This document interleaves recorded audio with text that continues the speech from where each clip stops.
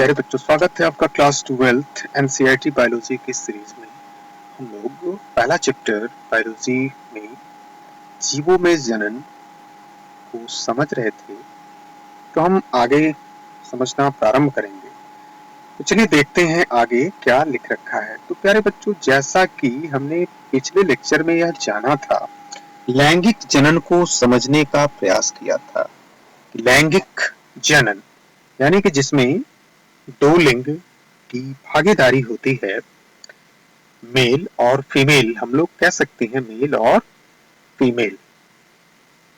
और उसमें हमने यह भी बताया था कि इस प्रकार के जनन में द्विलिंगी जीव भी होते हैं, एक लिंगी जीव भी होता है, ठीक है ना। फलस्वरूप लैंगिक जनन उनके अंदर देखने को मिलता है। तो चलिए देखते हैं क्या लिख रखा है आगे। सभी जीव अपने जीवन में वृद्धि का एक निश्चित अवस्था एवं परिपक्वता तक पहुंचते हैं। यानी कि सही है कि जितने भी जीव हैं अपने जीवन में यानी अपने पूरे लाइफ में वृद्धि यानी कि एक निश्चित अवधि तक, अवस्था तक वृद्धि करते हैं और उनमें परिपक्वता आती है, ठीक है। जब उनमें परिपक्वता आती है तभी वे, ये बात ध्यान रखना है कि उसके पश्चात ही वे लैंगिक जनन कर सकते हैं। जब उनमें परिपक्वता आती है तभी वे लैंगिक जनन कर सकते हैं, अपरिपक्व अवस्था में वो लैंगिक जनन नहीं करेंगे, ठीक है। अब कारण क्या है देखते हैं। अब यहाँ पे दे रखा है कि वृद्धि का यह काल, यानी कि जैसे जैसे वह छोटी अवस्था से बड़े अवस्था में होते हैं, तो जैसे जैसे उनके अंदर यह परिवर्तन होता है, एक अवस्था होती है जिसे किशोर अवस्था कहते हैं या प्रवस्था कहते हैं, ठीक है ना। यानी कि यह एनिमल में, यानी कि जीव में, एनिमल में, प्राणियों में यह किशोर अवस्था कहलाएगी। जैसे जैसे जीवों में वृद्धि होगी, है ना, तो एक किशोर अवस्था होगी। और यदि प्लांट में हम देखें तो पादप में यह किशोर वाली अवस्था जो कि एनिमल्स में हो रही थी, उसकी जगह पर इसमें कैसी अवस्था होती है, तो इसमें कायिक प्रवस्था होती है। ये आपको ध्यान रखना है। अब यहाँ पे थोड़ा सा हम लोग समझे कि ये किशोर अवस्था क्या है। तो प्यारे बच्चों, लैंगिक जीवन आरंभ करने से पहले, अभी हम लोगों ने ऊपर पढ़ा ना कि सभी जीव अपने जीवन में वृद्धि की एक निश्चित अवस्था एवं परिपक्वता तक पहुंचते हैं। तो यहाँ पे यह आपको समझना है कि वह जीव यानी कि वह प्राणी लैंगिक जनन करने से पहले अपने जीवन में वृद्धि की एक निश्चित अवस्था एवं परिपक्वता तक आता है, ठीक है ना। तो उस जंतु को, उसे हम यानी कि प्राणी को, उसे हम क्या कहेंगे, किशोर अवस्था कह देंगे। यानी कि किशोरावस्था, जुवेनाइल फेज कहेंगे उसको। क्या कहेंगे, जुवेनाइल फेज, जुवेनाइल फेज कहेंगे। और इसी प्रवस्था को यदि वो प्लांट में है और प्लांट में वो धीरे धीरे ग्रो कर रहा है, तो उसे हम लोग कायिक प्रवस्था यानी कि वेजिटेटिव फेज कहेंगे। वेजिटेटिव फेज कहेंगे, वेजिटेटिव फेज कहेंगे। तो ये बातें आपको ध्यान रखना है। लैंगिक जनन करने से ये पूर्व की अवस्था है, ठीक है। जिसमें वो लैंगिक जनन नहीं कर रहा, वो वृद्धि कर रहा है, ठीक है ना। क्योंकि ऊपर हमने इस बात को सीखा है कि एक निश्चित परिपक्वता, एक निश्चित वृद्धि अवस्था होती है, तभी वो लैंगिक जनन कर पाता है, ठीक है। अब यहाँ पे नीचे लिख रखा है कि यह यानी कि ये जो दोनों अवस्थाएं हैं, प्लांट में कायिक की और एनिमल में जुवेनाइल की, ठीक है ना, यह प्रवस्था विभिन्न जीवों में, चाहे वो प्लांट्स हो चाहे एनिमल्स हो, अलग अवधि की होती है। यानी कि जो उनके टाइम होता है ना ऐसा होने की, कायिक प्रवस्था या किशोर अवस्था में आने की, वो अलग अलग जीवों में कुछ अलग अलग होती है। जैसे यहाँ नीचे क्या दे रखा है, चलिए उसको देख लें। किशोरा, एक मिनट, किशोरावस्था कायिक प्रवस्था की समाप्ति, यानी एनिमल में किशोरावस्था, प्लांट में कायिक प्रावस्था जैसे ही समाप्त होती है, जनन प्रावस्था का आरंभ हो जाता है। प्यारे बच्चों, ये बहुत ही आसान है और बिल्कुल भी कठिन नहीं है। अभी हमने बताया कि जो प्राणी में किशोरावस्था होती है वो पौधों में कायिक प्रावस्था होती है, और यह ऐसी प्रावस्था है कि जिसमें वह जनन नहीं करेगा। ठीक है। जैसे ही यह प्रावस्था यानी किशोरावस्था एनिमल्स में और प्लांट्स में कायिक प्रावस्था जैसे ही समाप्त होती है, वह जनन प्रारंभ यानी कि जनन प्रावस्था का आरंभ वहां से हो जाता है, माने शुरुआत हो जाती है। इसको शुरुआत हम लोग कह सकते हैं। इस प्रावस्था को यानी कि जब से वह जनन कर सकता है, यहाँ पे क्या दे रखा है, इस प्रावस्था को उच्च पादपों में आसानी से तब देखा जा सकता है जब उनके पुष्प आने लगते हैं।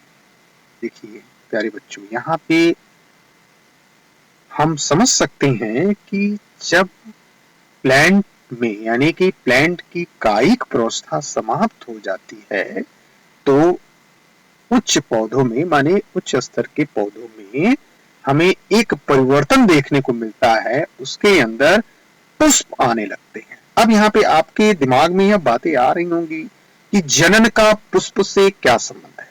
तो प्यारे बच्चों, इसको हमें ठीक से समझना है और हम आगे आपको समझाने वाले भी हैं कि पुष्प ही वो एक ऐसे कैरेक्टर होते हैं किसी भी प्लांट्स के अंदर जो कि जनन में भाग लेते हैं, और वो भी सेक्सुअल रिप्रोडक्शन करते हैं यानी लैंगिक जनन करते हैं। क्यों करते हैं? तो क्योंकि किसी भी पुष्प आप किसी भी पुष्प की बात कर लो, किसी भी पुष्प के 4 भाग होते हैं। किसी भी पुष्प के कितने भाग होते हैं? कुल 4 भाग होते हैं, और ये 4 भाग में 2 भाग इनएक्टिव फेज में सिर्फ एसेसरी भाग होते हैं, जो कि हम लोग आगे समझेंगे। फिलहाल यहाँ यह समझो कि 4 भाग में जो पहला भाग होता है उसे हम लोग कहते हैं कैलिक्स, दूसरे भाग को कहते हैं कोरोला, तीसरे को कहते हैं एंड्रोसियम, और चौथे को कहते हैं गाइनोइसियम। इसको इंडिकेट करते हैं सी से, के से, ए से और जी से। इसे हम लोग आगे समझने वाले हैं, आप बिल्कुल भी चिंता नहीं करेंगे। और पुष्प के अंदर ये जो 2 भाग होते हैं ना प्यारे बच्चों, ये एंड्रोसियम ए की और गाइनोसियम जी की, तो यही दोनों इसका मुख्य भाग होता है, जिसे हम लोग रिप्रोडक्टिव पार्ट्स भी यानी कि प्रजनन भाग भी कहते हैं। किसके अंदर? पुष्प के अंदर। और यही लैंगिक जनन में भाग लेता है। ठीक है। तो वही कह रहा है कि जैसे ही पादप के अंदर कायिक प्रावस्था समाप्त होती है, ठीक है ना, उच्च पादपों में यह देखने को मिलता है कि उसमें पुष्प आने यानी कि लगने चालू हो जाते हैं। ठीक है। और पुष्प में मैंने बताया कि पुष्प ही ऐसा है जिसके अंदर मेल फीमेल के गुण पाया जाता है, जिससे वो लैंगिक जनन करता है। फिर आगे क्या दे रखा है? कह रहा है गेंदा, धान, गेहूं, नारियल, आम आदि पेड़ों पर पुष्प लगने में कितना समय लगता है? आप इसे समझ सकते हो या आप इसे अनुभव कर सकते हो। कुछ पादपों में पुष्पीकरण यानी कि पुष्प का आना 1 से अधिक बार होता है। माने कुछ ऐसे भी प्लांट्स हैं जिसमें पुष्प 1 से अधिक बार आता है। तब इस अंतर पुष्पन की अवधि को क्या कहेंगे? अंतर पुष्पन यानी कि जो पुष्प 1 बार से अधिक 2 बार 3 बार रिपीट होता है, उस अवधि को क्या कहेंगे? किशोरावस्था या वयस्कावस्था? तो जाहिर सी बात है कि जब ऐसा हो रहा है तो हम उसे किशोरावस्था तो नहीं ही कह सकते। ठीक है ना। तो प्यारे बच्चों, यहाँ पे हमने यह सीखा कि पादपों के अंदर हम कब यह जानेंगे कि वह लैंगिक जनन या उसके अंदर जनन प्रारंभ होने वाला है या होगा, और प्राणियों के अंदर हम कब जाने कि उसके अंदर जनन होगा। तो यहाँ पे हमने यही सीखा कि जो कायिक प्रवर्धन वाला भाग है, यानी कि उसके बाद, और किशोर प्रवस्था वाला और कायिक प्रवस्था वाला, किशोर प्रवस्था वाला प्राणी में, कायिक प्रवस्था वाला पादप में की प्रवस्था जब समाप्त होती है तो देखने को मिलता है उसके अंदर, यानी कि वह जीव अब क्या कर सकता है, जनन कर सकता है। और कैसा जनन, तो सेक्सुअल यानी कि लैंगिक जनन। ठीक है, आगे देखिए, अपने क्षेत्र में लगे कुछ वृक्षों का निरीक्षण करो।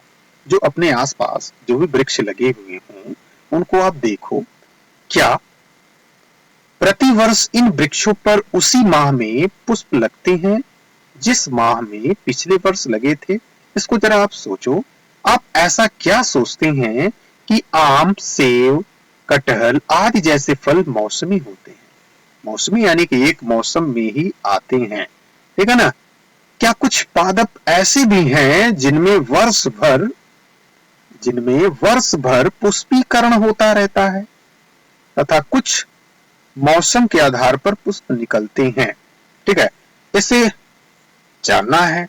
पादप वार्षिक तथा द्विवार्षिक किस्मों के होते हैं। वार्षिक माने एनुअल यानी एक वर्ष, द्विवार्षिक यानी कि 2 वर्ष वाले किस्म के होते हैं, और यह सभी स्पष्टतः कायिक जनन तथा जीर्यमान प्रवस्थाओं को प्रदर्शित करते हैं। परंतु बहुवर्षीय जातियों में इन प्रवस्थाओं को स्पष्ट रूप से परिभाषित करना कठिन होता है। ठीक है ना। तो यहाँ पे हम यह समझने का प्रयास करेंगे कि जंतुओं में, प्यारे बच्चों जरा ध्यान से आपको समझना है कि जंतुओं में जनन प्रवस्था, यानी किसी भी जंतु में जो जनन प्रवस्था का प्रारंभ होता है उनके बाह्य आंतरिक संरचनाओं में जब परिवर्तन देखने को मिलता है, या कह सकते हैं कि जब उनके कार्यकी में परिवर्तन होता है तब उनके अंदर जनन प्रवस्था का प्रारंभ होता है। और इन सभी परिवर्तनों में ना हार्मोन का नियंत्रण एवं एंजाइम, हार्मोन और एंजाइम्स का बहुत बड़ा रोल होता है। जैसे हम कहें मनुष्य, जैसे कुछ जंतुओं, जैसे कि मनुष्य में जनन प्रवस्था प्रारंभ होने के समय एक द्वितीयक प्रकार के लक्षण उन मनुष्य में विकसित होता है। अब ये द्वितीय प्रकार का लक्षण कौन सा होता है? मेरे बच्चों जो नॉन प्राइमेट्स होते हैं, यहाँ पे मैं लिख देता हूं नॉन, थोड़ा सा इसको हम लोग समझने का प्रयास करें। नॉन प्राइमेट्स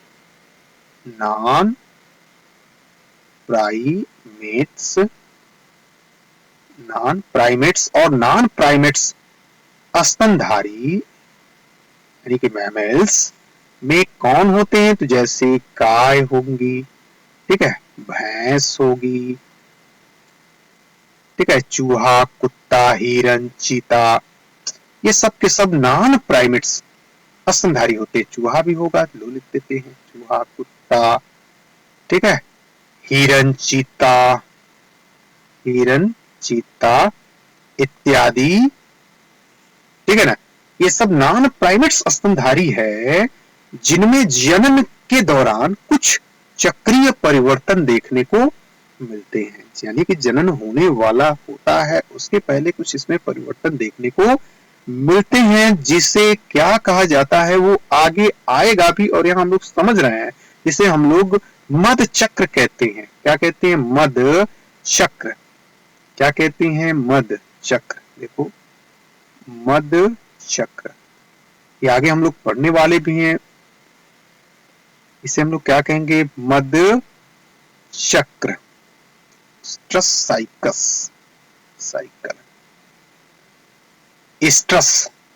साइकिल इसे कहेंगे मध चक्र, जो कि नॉन प्राइमेट्स स्तनधारी में, गाय में, भैंस में, चूहा में, कुत्ता में, हिरन में, चीता में देखने को मिलता है। इसके अतिरिक्त जो प्राइमेट्स होते हैं ना, प्राइमेट्स यानी कि हम लोग यहां लिख दे, देखो प्राइमेट्स, इस प्राइमेट्स में कौन कौन से होते हैं? तो इसमें हम लोग आ जाएंगे, मनुष्य आ जाएगा, फिर से बंदर भी आ जाएगा, कपी भी आ जाएगा। इनमें एक प्रकार का स्राव होता है, एक साइकिल होती है। जैसे नॉन प्राइमेट्स में मध चक्र होता है, वैसे इसमें ऋतु स्राव चक्र होता है। क्या होता है? ऋतु ऋतुस्राव चक्र। और यह ऋतुस्राव चक्र को हम लोग क्या कहते हैं? मेंस्ट्रुअल साइकिल, यानी कि शॉर्ट में हम लोग क्या कहते हैं? MC कहते हैं। ये देखने को मिलता है और ये होता है, उसके बाद इसके अंदर हम लोग कह सकते हैं कि यह जनन वाली प्रोस्था इसके अंदर प्रारंभ होगी। ठीक है, अब यहाँ पे एक शब्द जो आया था अभी हम लोगों ने प्लांट्स में देखा, क्या देखा? मौसमी यानी कि मौसम के आधार पर। ठीक है ना, यहाँ मौसमी का क्या मतलब होता है? तो प्यारे बच्चों, यहाँ मौसमी प्रजनन, जिसे हम लोग कह सकते हैं सीजनल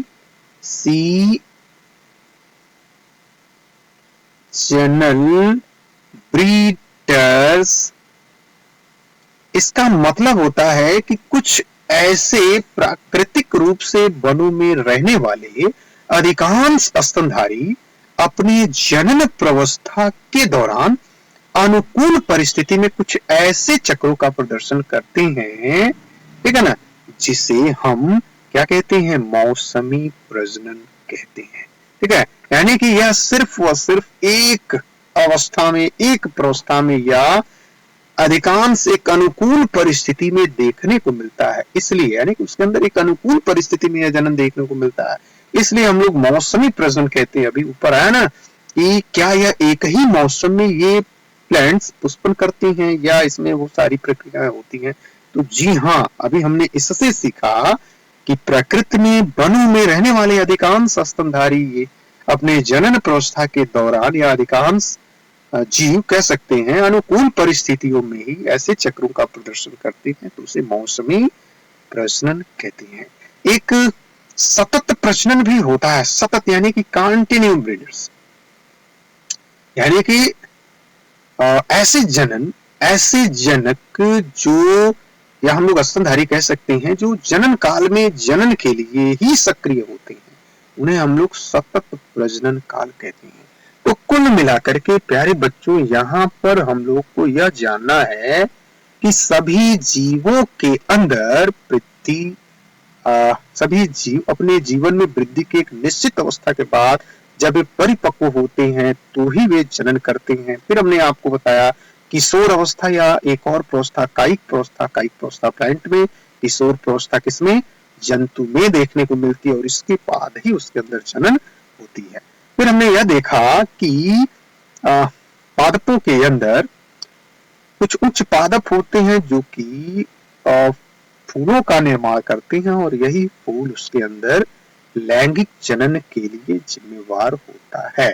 इसके अतिरिक्त हम लोग यह सीखें कि किसी भी जीव के अंदर जनन उसकी किशोरावस्था में नहीं होती है, बल्कि उसकी वयस्कावस्था में होती है। यहाँ पे वयस्कावस्था में ही होती है, यानी कि जब उसके अंदर, ठीक है, किशोरावस्था वाली प्रावस्था समाप्त होकर वयस्का वाली अवस्था आनी चालू हो जाती है। और इस तरह के परिवर्तन जो हमने कुछ स्तनधारी में नॉन प्राइमेट्स में देखा, मध्य चक्र देखा, और कुछ प्राइमेट्स में देखा, और कुछ हमने सीजनल ब्रीडर्स को भी बताया, और एक सतत प्रजनन को भी बताया, तो इस तरह के बाद ही उसके अंदर यह जनन देखने को मिलता है। ठीक है, अब हम आगे देखें कि क्या लिख रखा है। तो यहाँ पे दिखा रहा है कुछ पादप असामान्य रूप से पुष्पीकरण की क्रिया का प्रदर्शन करते हैं। असामान्य रूप से, इनमें से कुछ जैसे बांस की जाति के पादप अपने पूरे जीवन काल में सामान्यतः 50 से 100 वर्षों के बाद केवल एक बार ही पुष्प पैदा करते हैं। ध्यान देने योग्य बात है ये। परिणाम स्वरूप एक बड़ी संख्या में फल उत्पन्न होता है और मर जाते हैं। यानी कि जब 50 से 100 वर्ष में एक बार पुष्प पैदा करते हैं तो बड़ी संख्या में फल का निर्माण होता है, फल फूल का निर्माण होता है और वो मर जाते हैं। एक अन्य पादप जिसे क्या किया गया, स्ट्रोबिलैंथस ट्रियाना यानी कि नीला कुरेंजी, जो कि 12 वर्षों में एक बार सिर्फ पुष्प उत्पन्न कर सकता है। ठीक है, सिर्फ एक बार। यानी कि हमको इसको जोड़ के देखना है कि पुष्प उत्पन्न कर रहा है, यानी कि वो जनन में भाग लेगा, यानी कि उसके अंदर लैंगिक जनन की प्रक्रियाएं होंगी। आप में से अधिकांशतः ये जानते होंगे कि इस पादप ने सितंबर-अक्टूबर 2006 के दौरान इतने पुष्प पैदा किए जिसके परिणाम स्वरूप केरल, कर्नाटक, तमिलनाडु के पहाड़ी क्षेत्रों में सड़क के किनारों पर पुष्पों का एक कालीन सा बिछा हुआ दिखाई पड़ा। बिल्कुल ठीक है, जिस दृश्य से सैलानियों की एक बहुत बड़ी संख्या इनकी ओर आकर्षित होती है। अधिकांश प्राणियों की किशोरावस्था की समाप्ति उनके प्रजनन व्यवहार के पूर्व उनकी शारीरिक एवं आकार की बदलाव से प्रकट होती है। यानी कि जैसे ही उनके अंदर यह किशोरावस्था समाप्त होती है, उनके शरीर में एकाएक कुछ परिवर्तन देखने को मिलता है। वो नॉन प्राइमेट्स होते हैं तो भी हमने बताया कुछ परिवर्तन देखने को मिलेगा, प्राइमेट्स होंगे तो कुछ परिवर्तन देखने को मिलेगा, उच्च पादप होंगे तो उसके अंदर फूलों का निर्माण होना प्रारंभ हो जाएगा। तो इस तरह की प्रवस्था देखने को मिलती है। तो विभिन्न जीवों में जनन प्रवस्था की विविध अवधि की होती है, यहाँ पे लिखा रखा है। ठीक है, अब यहाँ पे कह रहा है क्या आप मानव में पाए जाने वाले परिवर्तनों की सूची तैयार कर सकते हैं जिनसे जनन परिपक्वता का पता लग सके? तो जी हाँ, बिल्कुल, कुछ हमने अभी चर्चा किया, ठीक है, कुछ हम लोग आगे चर्चा करने वाले भी हैं। ठीक है ना। तो प्यारे बच्चों, आज के लिए बस इतना ही। हम लोग अगले लेक्चर में